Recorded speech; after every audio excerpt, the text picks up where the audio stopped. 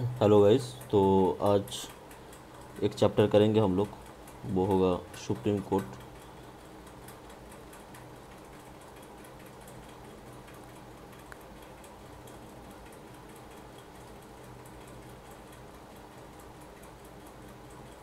ठीक है, supreme court.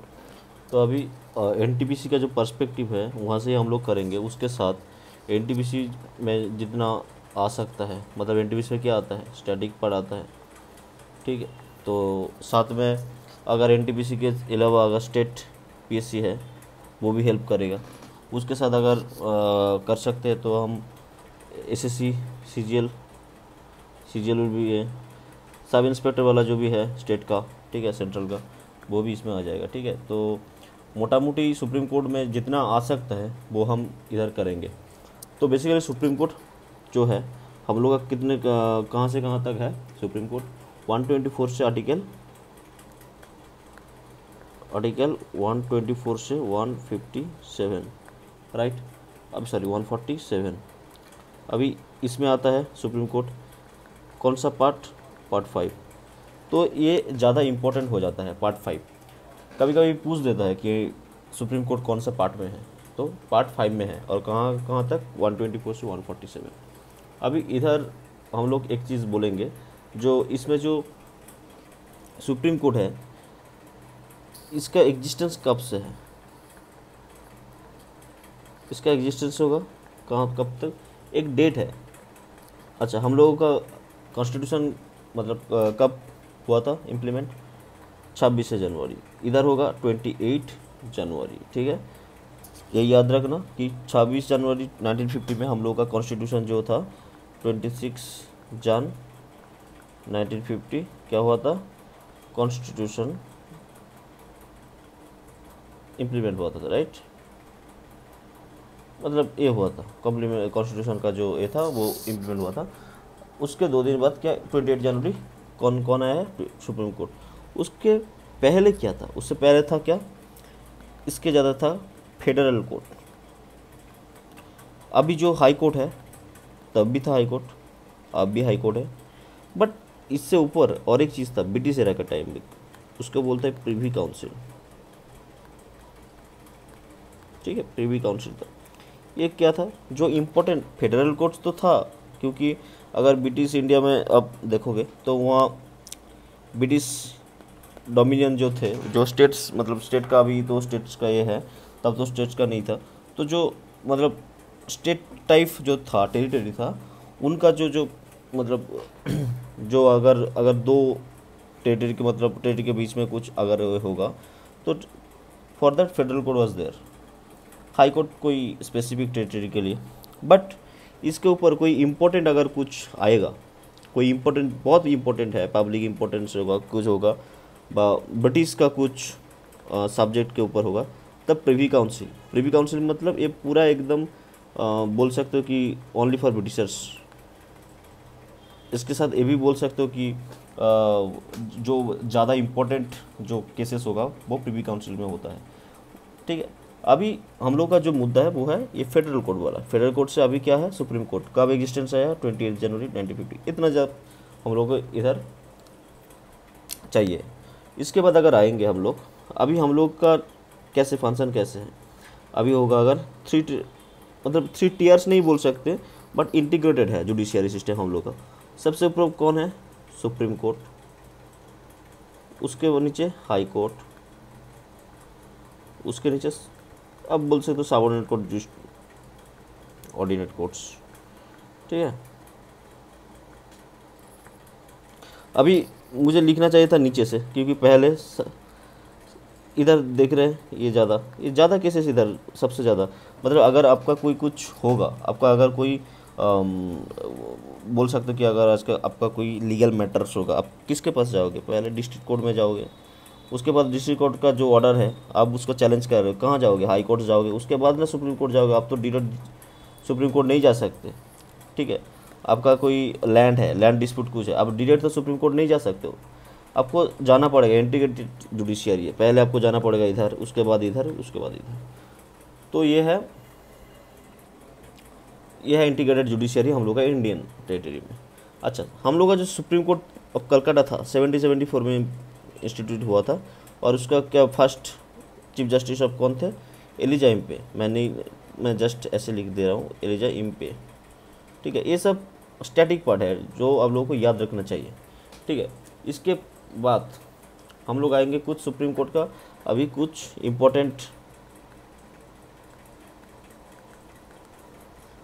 Important हम लोग डिस्कस करेंगे आर्टिकल जो हम लोग को याद रखना चाहिए। अच्छा, 124 मैं बोला था क्या, 124 से 147 तक इसका है। अभी 124 में क्या रहेगा? 124 में रहेगा, अच्छा एक बात बताएंगे, अगर 52 है, 52 क्या है ना, देयर विल बी, मतलब देयर मस्ट बी अ कौन, प्रेसिडेंट। सो अगर किसी भी चीज़ स्टार्ट हो रहा है ना, उसका पहला क्या होगा, उसका मे बी उसका डेफिनेशन हो सकता है, उसका एग्जिस्टेंस की तरह कुछ हो सकता है। इधर क्या है, इधर है एस्टेब्लिशमेंट, मतलब एस्टेब्लिशमेंट ऑफ सुप्रीम कोर्ट। ठीक है, मतलब एग्जिस्टेंस जो सुप्रीम कोर्ट का है वो ऐसी तरह तुम मान सकते हो। अगर किसी और कुछ अगर पूछ लेगा, अगर आपको पता है कि 148 से 151 तक है, तो आपको पता है कि ये क्या हो, कैग है। तो इसी तरह पहला जो था रहेगा आर्टिकल, उसका एस्टेब्लिशमेंट और एग्जिस्टेंस उसका पहले डिफाइन होना चाहिए क्या है उसमें। ठीक है, 124। इसके बाद अगर हम लोग आएंगे 126 में आएंगे, 126 में क्या है ना, अपॉइंटमेंट है। ठीक है, अपॉइंटमेंट रिलेटेड चीज़ है सुप्रीम कोर्ट की एम, इसका अपॉइंटमेंट 126, ये आप लोगों को याद रखना पड़ेगा, इंपॉर्टेंट है। ठीक है, जो इंपॉर्टेंट है मैं वो आप लोगों को बोल दे रहा हूँ। 120 में सबसे ज़्यादा इंपॉर्टेंट है कोड ऑफ रिकॉर्ड्स। ठीक है, उसके बाद अगर कुछ आएगा 130 अगर होगा, 130 में क्या है, सीट ऑफ सुप्रीम कोर्ट। इसका जो है ना, इसका अंदर हम लोग जा सकते हैं कि क्या है क्या नहीं है, सीट ऑफ सुप्रीम कोर्ट क्या है, कोर्ट ऑफ रिकॉर्ड्स क्या है, हम तो जा सकते हैं, बट इतना डिटेल्स में जाने का जरूरत नहीं है for the NTPC and CGL जो स्टैटिक पार्ट पूछता है। ठीक है, आपको डायरेक्ट पूछ लेगा कि कोर्ट ऑफ रिकॉर्ड्स कौन सा आर्टिकल में, तो आप 129। उसके बाद अगर कुछ आएगा 130 के बाद अगर हम लोग आएंगे 131, 131 क्या है, इसको बोलते हैं ओरिजिनल जुरिस्डिक्शन। ठीक है, ये क्या चीज़ है मैं बाद में बता रहा हूँ ओरिजिनल जुरिस्डिक्शन क्या है। इसके बाद आएगा 132 जो होगा क्या, एपीलेट जुरिस्डिक्शन। ठीक है, उसके बाद आएगा क्या 133। ये 133 and 134 is likely to same. ये है कि appellate jurisdiction of Supreme Court in appeals from High Court in regard to civil matters. ये होगा सिविल मैटर्स, ये होगा क्रिमिनल मैटर्स। अच्छा, इसमें क्या अंतर है? अच्छा, अगर अब हाई कोर्ट्स का कोई ऑर्डर है, ठीक है, ये ऑर्डर को अगर चैलेंज करके आप बोल रहे कि हम सुप्रीम कोर्ट जाएंगे, अगर कोई सिविल मैटर होगा तो वो आएगा इसमें 133 में। अब अपील कर रहे हो सुप्रीम कोर्ट को, अपीलेट जुरिस्डिक्शन, इसलिए अपीलेट जुरिस्डिक्शन। और कोई क्रिमिनल अगर रहेगा मैटर, वो रहेगा इसमें क्रिमिनल मैटर्स 134 में। अपीलेट, आप अपील कर रहे हो, अब इसका चैलेंज नहीं करो, मैं ये बोल रहा हूँ हाई कोर्ट का ऑर्डर तुम अपील कर रहे हो सुप्रीम कोर्ट को on the matter, civil matter अगर होगा तो 133, अगर क्रिमिनल मैटर होगा तो 134। इसके साथ अगर हम लोग जाएंगे तो और एक चीज़ है जो इम्पोर्टेंट है, 136 very much important, SLP special leave petition.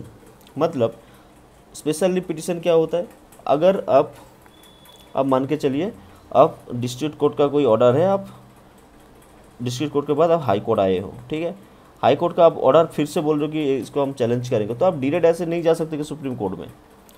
ठीक है, सुप्रीम कोर्ट में जाने के लिए आपको एक SLP फाइल करना पड़ेगा, स्पेशल लीव पिटीशन। अगर सुप्रीम कोर्ट को, मतलब supreme court there is officers, legal officers, they will मतलब review your SLP and they will say कि ये फिट है कि नहीं। उसके बाद SLP, इस SLP का मतलब ही है स्पेशल लीव पिटीशन। ठीक है, अब एक लीव पिटीशन आप दे रहे हो तो वो SLP अगर वो अलाउ हो जाता है तो आपका केस सुप्रीम कोर्ट में होगा, तो SLP, ठीक है, इसको बोलते हैं SLP। इसके बाद अगर आप लोग आएंगे तो 137 में आएंगे। 137 में क्या है, रिव्यू ऑफ जजमेंट्स बाय देख लीजिएगा, मेरा हैंड राइटिंग थोड़ा देख लीजिएगा। Review of judgments by Supreme Court, मतलब एनी जजमेंट्स, सुप्रीम कोर्ट खुद का अगर कोई जजमेंट है, वो भी सुप्रीम कोर्ट खुद का अगर कोई जजमेंट होगा तो दैट सुप्रीम कोर्ट रिव्यू कर सकता है। लाइक हम लोग देखे हैं कि गोलोकनाथ केस में कुछ एक बात बोलता है, बेरुवारी केस में कुछ अलग बोलता है, जो प्रीएमएल वाला चीज़ है। उसके बाद बोलता है कि कॉन्स्टिट्यूशन अमेंडमेंट वाला जो चीज़ है, क्या है उसको, वो है केशवानंद भारती केस। एक केस में बोलता है कि इसमें जो है कि तुम आर्टिकल 368 लगा सकते हो, कॉन्स्टिट्यूशन अमेंडमेंट कर सकते हो। कभी बोलता है कि फंडामेंटल राइट्स तुम नहीं कर सकते हो, कभी बोलता है फंडामेंटल राइट्स कर सकते हो but basic structure of doctrine को तुम छेड़छाड़ नहीं कर सकते हो। तो दिस थिंग्स क्या हो रहा है, इधर सुप्रीम कोर्ट अपना प्रीवियस जो जजमेंट्स था उसको रिव्यू करके उसको चेंज कर रहे हैं। So that is the thing 137 में है कि review of judgments by Supreme Court, ठीक है। इसके बाद है क्या, और एक चीज़ है 141 ए और एक इम्पॉर्टेंट हो जाता है इधर। It is key law declared by Supreme Court to be binding on all courts. अगर एनी जजमेंट और any orders given by the Supreme Court will binding to all courts all over the India, all courts जितने भी courts है all over the courts वो binding होगा। Like अगर किसी एक मुद्दे पे अगर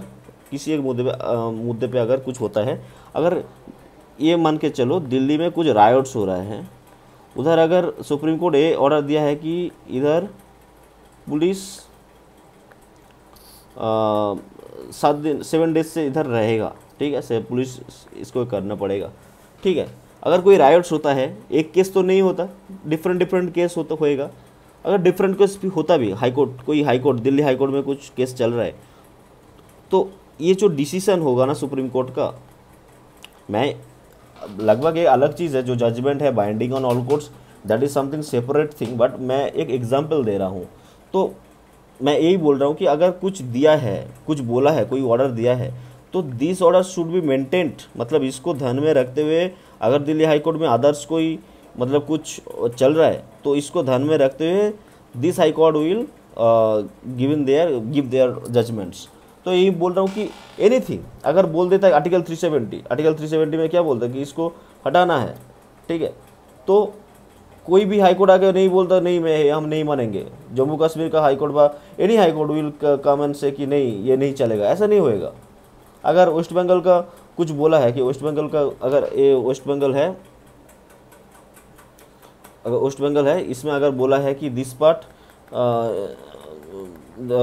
अगर कुछ बोला है कि दिस पार्ट एनी, मतलब जो पीपल रहता है इधर फॉर सर्टेन सम पीपल, कि इन लोगों को ये सब बेनिफिट देना है, अगर ये सुप्रीम कोर्ट बोला है, तो हाई कोर्ट कैन नॉट से कि नहीं ये सब नहीं करना है। हाई कोर्ट को ये जो सुप्रीम कोर्ट ऑर्डर दिया है इसको ध्यान में रखते हुए अपना जजमेंट पास करना है। तो यही है, ये लगभग आप लोग समझ चुके हो कि law declare by Supreme Court to be binding on all courts, ठीक है। ऑल कोर्ट्स मतलब all court, district court, subordinate court, every courts, ठीक है। अभी इसमें 143 में जो हम लोग बोले हैं 141 तक हुआ है, तो और एक है 143, ठीक है। 143 इसमें क्या है ना, इधर है कि power of president to consult Supreme Court, मतलब आप एडवाइजरी बोल सकते हो, और आप ये भी बोल सकते हो कि प्रेसिडेंट का एक पावर होता है कि किसी भी चीज़ में अगर प्रेसिडेंट को चाहिए कि एक advice, so he can derive it from the Supreme Court, ठीक है। ये 143 में दिया हुआ है, ठीक है। 2-3 चीज़ आप याद रख लो। 136 क्या है, 136 में अभी हम लोग बोले हैं 136 में SLP है, ठीक है। 2-3 चीज़ 137 है, 129 very much important, that is court of records, ठीक है। 131 बहुत इंपॉर्टेंट हो जाता है, ओरिजिनल जुरिस्डिक्शन, ठीक है। ये सब देखना है, ठीक है। इसके बाद हम लोग अगर जाएंगे कॉलेजियम सिस्टम में जाएंगे, जो 143 हम लोग ये बोल रहे हैं ना कि एडवाइजरी जुरिस्डिक्शन, ये वाला में हम लोग अगर जाएंगे तो ये कॉलेजियम सिस्टम खूब इम्पोर्टेंट है, ठीक है। कॉलेजियम सिस्टम ये क्यों इम्पोर्टेंट है? कॉलेजियम सिस्टम अभी अगर आप बात करोगे कॉलेजियम सिस्टम में क्या है, कॉलेजियम मतलब एक बॉडी, जो बॉडी डिसाइड करेगा अगर कोई सुप्रीम कोर्ट का कोई जज कोई अपॉइंटमेंट हो रहा है, यानी जज अपॉइंटमेंट हो रहा है, तो उसमें क्या क्या रहना चाहिए। लाइक अगर अब मान के चलो, अगर प्रेसिडेंट का इलेक्शन होता है। तो कौन कौन दे सकता है, Lok Sabha, Rajya Sabha, not the nominated person, ऐसे करके एक बॉडी होता है ना। तो just like that supreme court का एनी जज अगर अपॉइंटमेंट होगा तो उसके लिए एक बॉडी रहेगा, that is called the collegium system. This is not मतलब none other than a committee.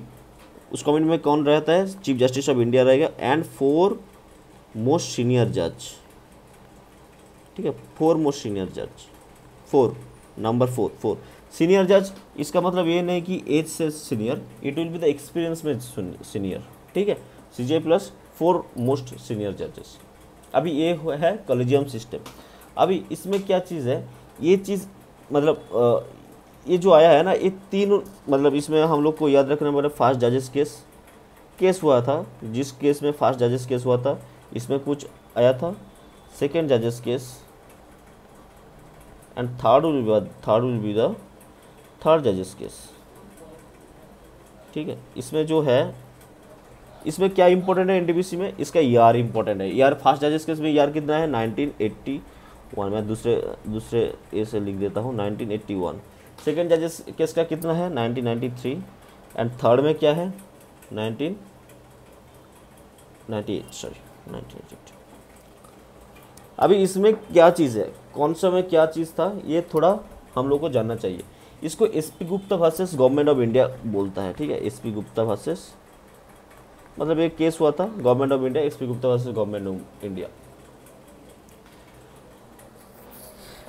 तो फास्ट जजेस केस में क्या हुआ, फास्ट जजेस के में एक चीज़ है कि बाइंडिंग एंड नॉन बाइंडिंग वाला एक चीज़ है, ठीक है। जज, सुप्रीम कोर्ट का जज अपॉइंटेड बाय, एक आ जाता है अपॉइंटेड बाय प्रेसिडेंट। कौन अपॉइंट करता है, प्रेसिडेंट अपॉइंट करते हैं, ठीक है, अपॉइंटेड बाय प्रेसिडेंट। अब आदर्श जो जज होगा ना, आदर्श जो जज होगा उनका जब अपॉइंटमेंट होगा,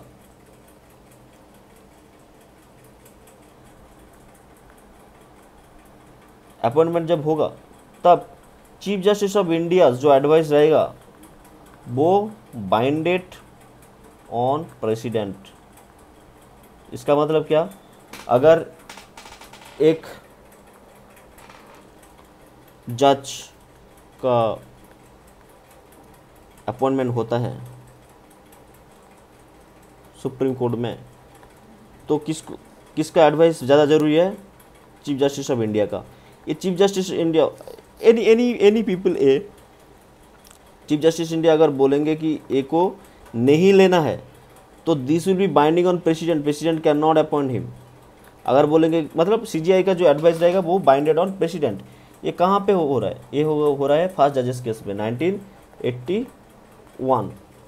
अब तुरंत सेकंड जजेस केस में, सेकंड जजेस केस में यही है, अभी जो हम लोगों का चीफ जस्टिस ऑफ इंडिया है DY चंद्रचूड़ है, उनका फादर थे YV चंद्रचूड़।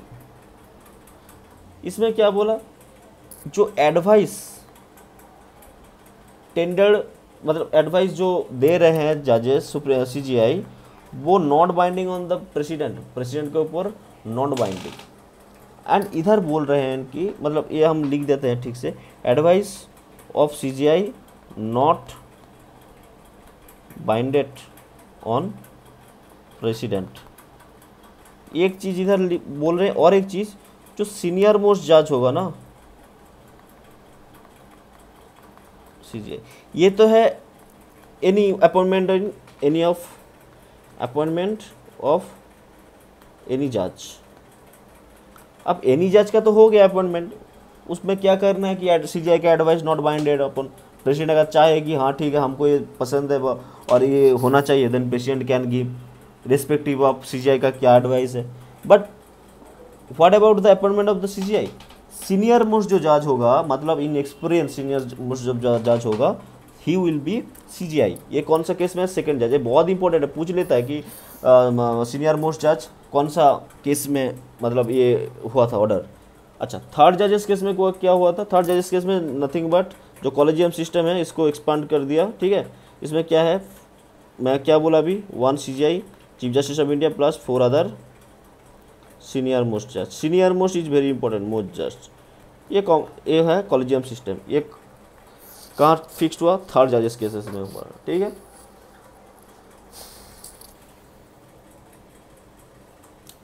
अभी हम लोग अगर जाएंगे इसके साथ जजेस केसेस के साथ और एक चीज़ है जो है नेशनल जुडिशियल अपॉइंटमेंट कमेटी है, ठीक है। नेशनल जुडिशियल अपॉइंटमेंट कमेटी मैं लिख देता हूँ,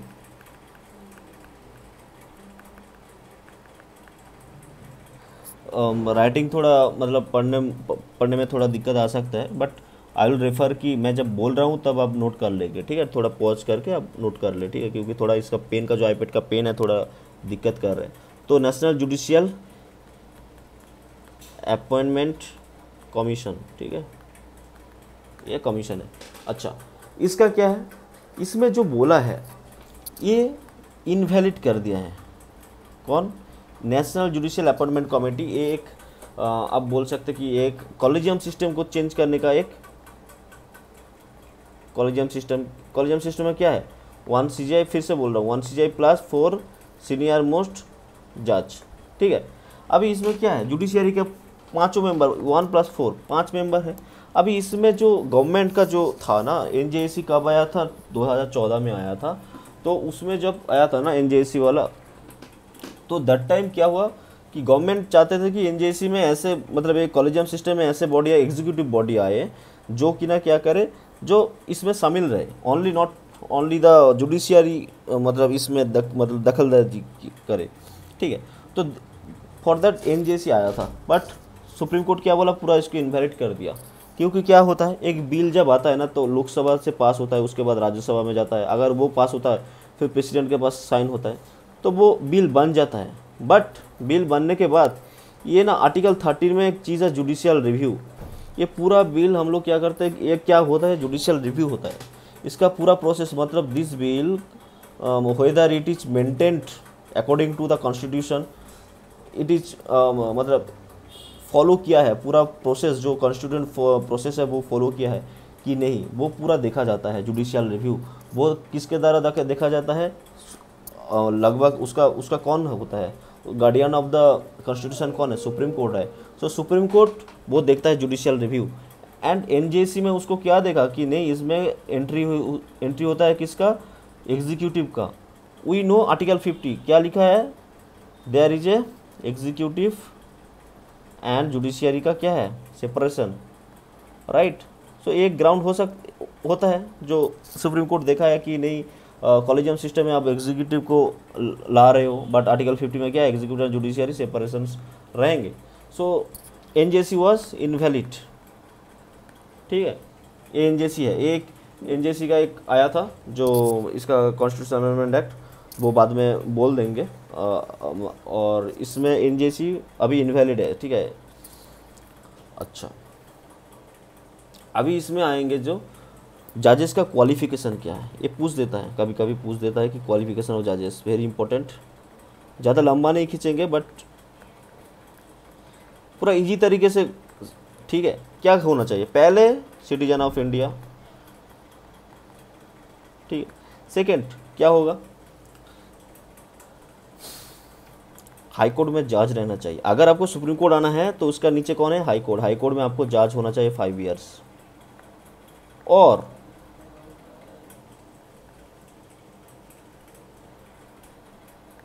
एडवोकेट फॉर 10 ईयर्स आप रहे हो हाई कोर्ट में। और एक distinguished jurist in the eye of the president. ये तीनों चीज आपका होना चाहिए, ठीक है। Advocate for high court, 5 years जज of any court, any high court of India. उसके बाद advocate for 10 years in high court, और a distinguished jurist in the eye of the president, ठीक है। ये होता है क्वालिफिकेशंस ऑफ द जजेस, जो सुप्रीम कोर्ट का जज अगर उनको होना है। अभी इसमें रिमूवल मैं जो बोला था, अच्छा इसमें क्वालिफिकेशन अगर होगा, इसमें ग्राउंड एक होना चाहिए इसका, जो रिमूवल, अगर क्वालिफिकेशन है तो रिमूवल भी होता है। रिमूवल का ना 2 ग्राउंड है, अब लिख लीजिएगा। एक होता है कि मिसबिहेवियर, एक होता है क्या, इनकैपेसिटी। ये 2 ग्राउंड होता है रिमूवल में, ठीक है। अभी इसका जो ग्राउंड जो रिमूवल प्रोसीड्योर है वो मैं अलग से बता रहा हूँ आप लोगों को, ठीक है। अभी हम बता देते हैं कि रिमूवल क्या है। रिमूवल में क्या होता है, पहले रिमूवल प्रोसीड्योर अगर आपको स्टार्ट करना पड़ेगा तो आपको क्या करना पड़ेगा, आपको पहले पार्लियामेंट, ये पार्लियामेंट की तरह से होता है, पार्लियामेंट में एक मोशन आता है, एक मोशन लाना पड़ता है, ठीक है। अगर बीजेपी चाहता है तो बीजेपी, अगर कोई मतलब कोई गवर्नमेंट, बीजेपी नहीं कांग्रेस, एनी गवर्नमेंट, अगर एनी गवर्नमेंट नहीं, एनी पार्टी वांट्स की दिस जज इस जो दो ग्राउंड है कि मिस बिहेवियर एंड इनकैपेसिटी, ये दो ग्राउंड अगर उन लोगों को मतलब उन लोगों को अगर ऐसा मालूम चलता है कि हाँ ठीक है इसको हटाना है, तो इन लोगों को क्या है, मोशन लाना पड़ेगा। That motion have to support by Lok Sabha में कितना 100 मेंबर्स एंड राज्यसभा में कितना 50 मेंबर्स, ठीक है। ये मोशन पहले सपोर्ट होना चाहिए। लोकसभा में कितना 100 मेंबर्स, राज्यसभा में कितना 50 मेंबर्स। अब लोगों को पता है लोकसभा में ज़्यादा लोग होता है, कितना होता है 545 543, अभी 2 एंग्लो इंडियन को उठा दिया ना, और 50 मेंबर्स राज्यसभा में कितना होता है 245 और something like that, right, sorry 250 या 245 व्हाटएवर एग्जैक्टली, तो 250 245 जो भी है। अभी ये मोशन अगर सपोर्टेड बाय दिस हो गया तो अभी क्या होगा, अभी ये मोशन आएगा प्रिजाइडिंग ऑफिसर्स के पास। अच्छा, लोकसभा में प्रिजाइडिंग ऑफिसर कौन होता है, स्पीकर। राज्यसभा में कौन होता है, चेयरमैन। प्रिजाइडिंग ऑफिसर मोशन, इसमें 100 मोशन हो गया, सपोर्ट हो गया तो लोकसभा में आ गया, इसमें 50 मेंबर का सपोर्ट हो गया तो हो गया। ये दोनों सपोर्ट रहना चाहिए, ये नहीं कि सिर्फ लोकसभा में आ गया राज्यसभा में नहीं आया तो नहीं होगा, राज्यसभा में अगर नहीं होगा तो नहीं होगा, ये दोनों को होना चाहिए। क्योंकि हमको पता है पार्लियामेंट को अगर पास करना है, पार्लियामेंट इज 3 चीज़ लेके, लोकसभा राज्यसभा एंड प्रेसिडेंट, तीनों को ही सपोर्ट करना चाहिए, तीनों को ही एग्री होना चाहिए कॉमन पॉइंट में, नहीं तो नहीं होगा, ठीक है। तो होगा स्पीकर, चेयरमैन। अब ये लोग क्या बनाएंगे, 3 मेंबर कमेटी बनाएंगे अपना अलग अलग, 3 मेंबर कमेटी। कितने, 3 मेंबर कमेटी। कभी कभी पूछ देता है कि कितने मेंबर कमेटी में क्या क्या है। इसमें 3 मेंबर कमेटी में क्या क्या है, ठीक है। चीफ जस्टिस ऑफ इंडिया हो सकता है, अगर अदर्स जजेस होगा उसका क्या होगा, चीफ जस्टिस ऑफ इंडिया रहेंगे, और एनी जज, अगर चीफ जस्टिस का रिमूवल होता है तो एनी जज of the Supreme Court, then chief justice of any high court of India, ठीक है। और उसके साथ एक डिस्टिंग्विश्ड ज्यूरिस्ट जो कहाँ था, जो एलिजिबिलिटी था, ये तीनों रहेंगे, इसमें भी रहेंगे सेम चीज़, ये तीनों रहेंगे। तो अभी कौन कौन है, चीफ जस्टिस ऑफ इंडिया और एनी अदर जज। अगर एनी अदर जज का रिमूवल होता है तब चीफ जस्टिस ऑफ इंडिया रहेगा। अगर चीफ जस्टिस ऑफ इंडिया का रिमूवल हो रहा है तब एनी जज ऑफ सुप्रीम कोर्ट। सेकंड कौन है, chief justice of any high court, and third is distinguished jurist. अगर ये तीनों बोलता है कि ना, ये तीनों रिपोर्ट एक सबमिट करते हैं अलग अलग, तीनों रिपोर्ट में अगर होता है कि हाँ ये इनकैपेसिटी एंड मिसबिहेवियर प्रूवन होता है, देन क्या होएगा, देन पार्लियामेंट में वोटिंग होगा। उधर चाहिए क्या, स्पेशल मेजोरिटी मतलब आर्टिकल 368, इसको मानना चलेगा। स्पेशल मेजोरिटी में पास हो जाता है, then the thing will be come to कहाँ, पास होने के बाद प्रेसिडेंट विल साइन, बस उनका क्या हो जाएगा, रिमूवल हो जाएगा, ठीक है। अभी तक किसी का रिमूवल हुआ नहीं अभी तक, तो ये याद रखना। अच्छा, सेकंड और आ जाते हैं, जजेस का जो अलाउंस मतलब सैलरी है कहाँ से आता है, कंसोलिडेटेड फंड ऑफ इंडिया, कितना है, आर्टिकल 266 होता है, ठीक है। जस्ट ऐसे ही बोल रहे हैं। अच्छा, इनका टेन्योर क्या है, टेन्योर अगर हम लोग देख लेते, नो फिक्स टेन्योर, ठीक है, बट अप टू 65 ईयर्स।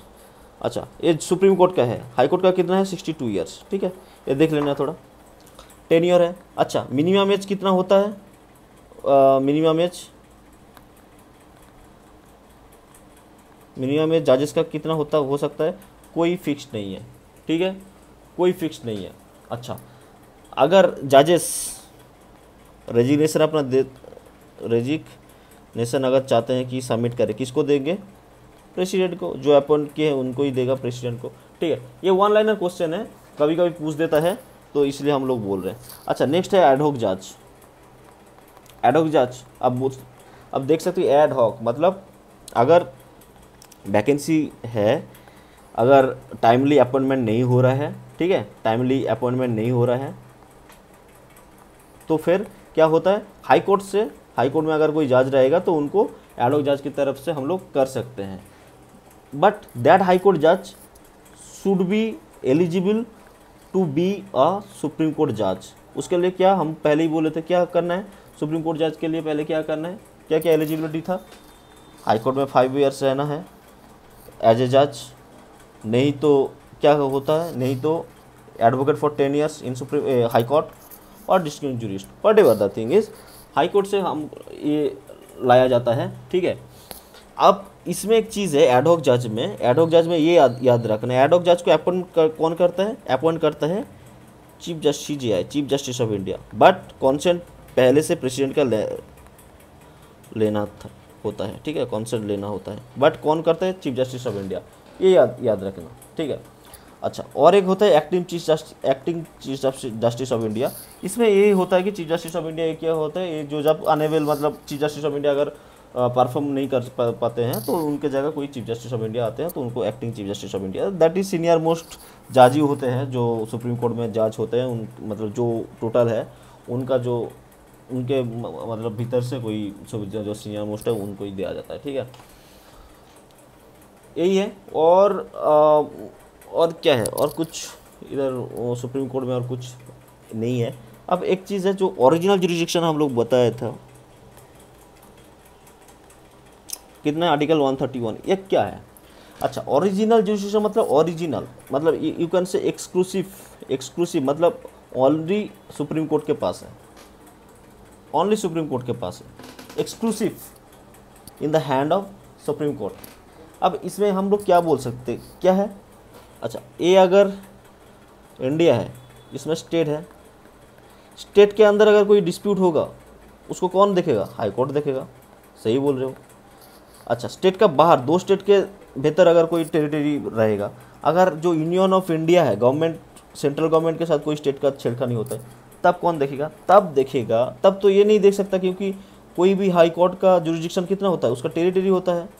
अब वेस्ट बंगाल का अगर हाई कोर्ट, ये तो झारखंड का कोई मैटर तो सुलझा नहीं सकते ना, वो territory within territory of West Bengal कोई केस लेगा, but outside the territory of any state, अगर बिटवीन 2 स्टेट अगर कुछ डिस्प्यूट रहता है तो कौन देखेगा, वो देखेगा सुप्रीम कोर्ट देखेगा। तो इसमें जो चीज़ आता है, 3 पॉसिबिलिटी है, एक पहले पॉसिबिलिटी की यूनियन के साथ अगर कोई स्टेट का होता है, यूनियन के साथ अगर 2 और मोर स्टेट, इसमें सिंगल स्टेट था, इधर 2 और मोर स्टेट अगर रहेंगे, और इधर क्या 1 स्टेट वर्सेस स्टेट अगर रहेगा, 1 स्टेट वर्सेस 1 स्टेट, कभी हो सकता है कि 2 स्टेट वर्सेस 2 स्टेट, ठीक है। ये एक्सक्लूसिवली सुप्रीम कोर्ट के पास है। कभी भी ये कर्नाटक वर्सेस तमिलनाडु में हाई कोर्ट का कुछ रोल नहीं है। कर्नाटक वर्सेस तमिलनाडु में अगर कुछ डिस्प्यूट आता है उसको सुलझाएगा कौन, supreme court. This is called the original jurisdiction, मतलब ये एक्सक्लूसिव है, किसी और के पास नहीं है, ठीक है।